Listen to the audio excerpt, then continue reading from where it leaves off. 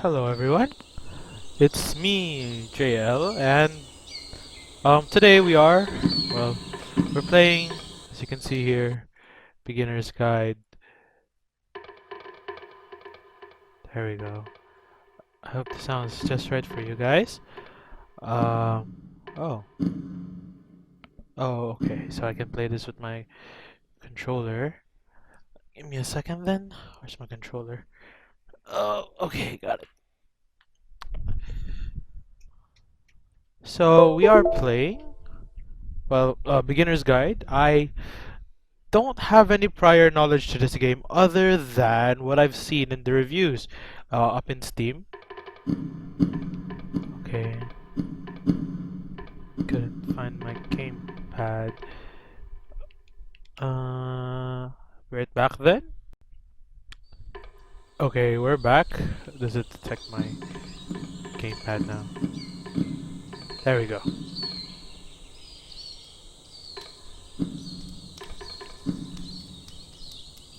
Press the stick for move forward. Move left. Left. Interact with menu. Go back to a menu. Huh. You know what? Let's not use a controller. Yeah. There we go. Can I leave?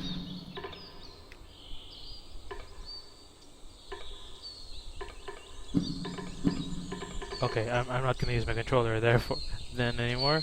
That looked confusing. I'm also running on limited time. I think I'll just have enough time to finish the whole game, as I've heard it doesn't take longer than an hour and 30. So yeah, we'll be playing this. I'll just be using my mouse then. Okay, everything seems to be fine. Okay, so let's begin the game, shall we? So yeah, I don't know much about this game yet. Please make sure audio is on. Yes, I gotcha.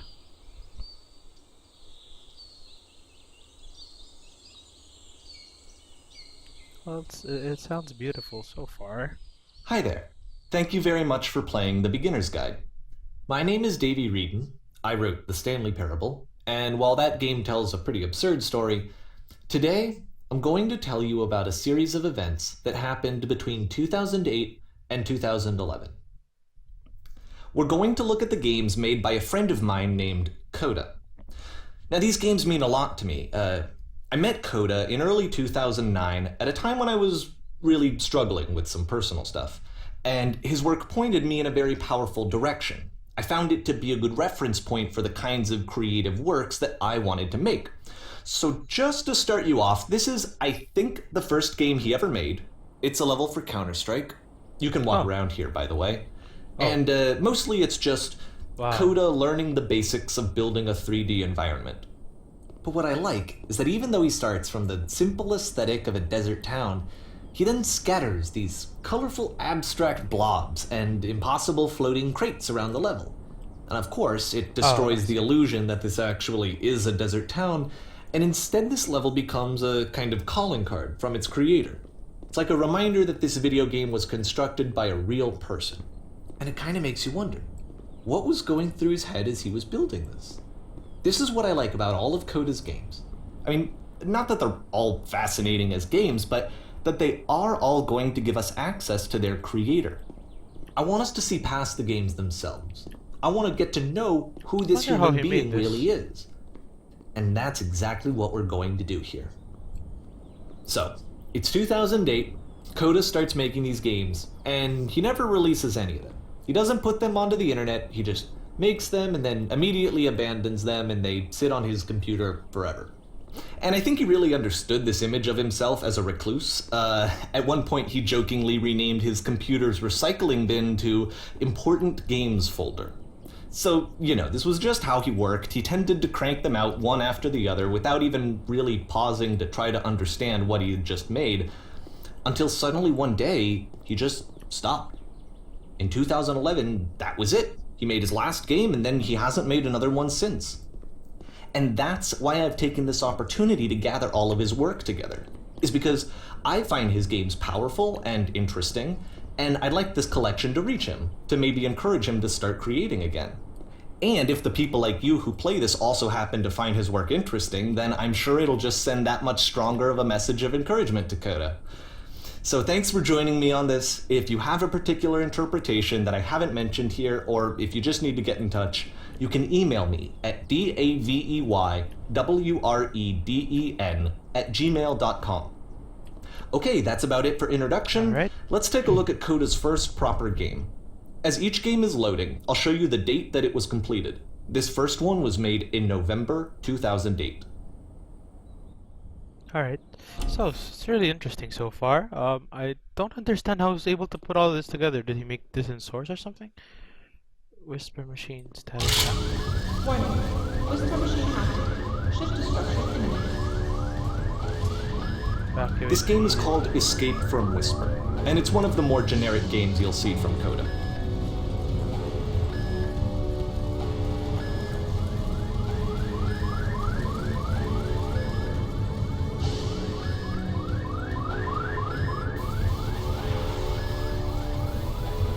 This is interesting. Security call breached. Hostile alien life form inbound. Hostile alien life forms. It kinda looks like this game was abandoned mid-development.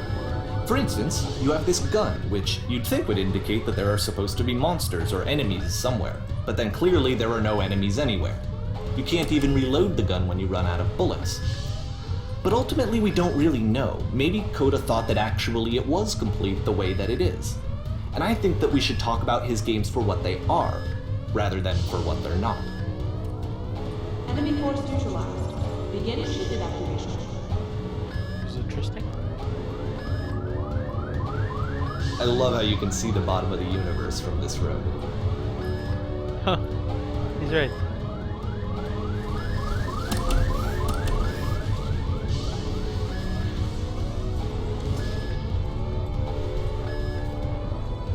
Apparently this space station has a labyrinth on it. Sure, I don't know. There's really no reason for it that I've ever been able to discern, so in the interest of time, I'm just gonna skip you on past it. Oh, okay. Okay, this is the part that's interesting. The game has this narrative about the Whisper Machine and how it has to be turned off, and then you get to the engine room.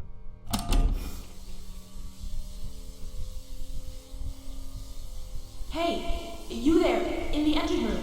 You could save us all. That beam is powering the Whisper machine. We could disrupt it by introducing a great enough heat signature. If your body could stop the beam. It's so much to ask, but for all of our lives, would you do it? Could you give yourself?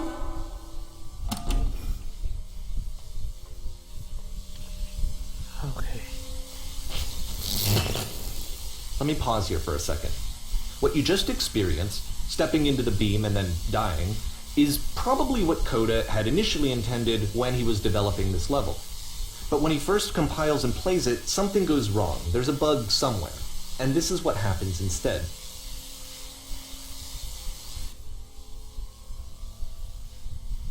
Okay.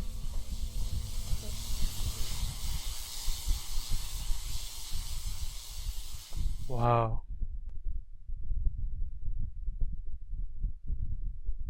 The beam causes you to start floating. And this is an important moment for him. Because yes, this is technically a glitch, but Coda identifies something human about it, like how small it makes you feel in the face of this larger chaotic system. Or this floating could be the afterlife, a peaceful place, juxtaposed against all of the hysteria that you've just had to traverse. I don't even know. I have no idea what he was thinking, but what's clear is that after making this, something lodges itself in his brain. He wants to do more of these really weird and experimental designs. So he stops work on this and moves on to a stream of tiny little games that go in all sorts of directions. Let's go ahead and take a look at the first game he made after leaving this one behind. Alright. Oh. The past was behind her. Wait. Okay. Yep. Oh. In this game, you can only walk Haha. backwards. Sweet.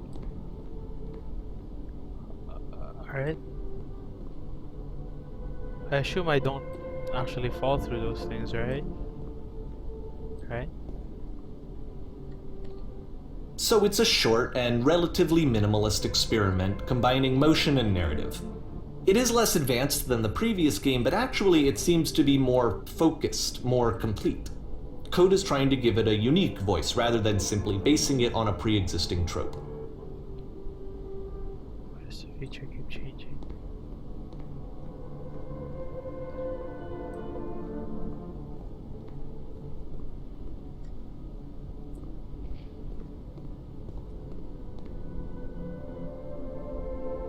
When she stops and looks, it becomes clear. Huh.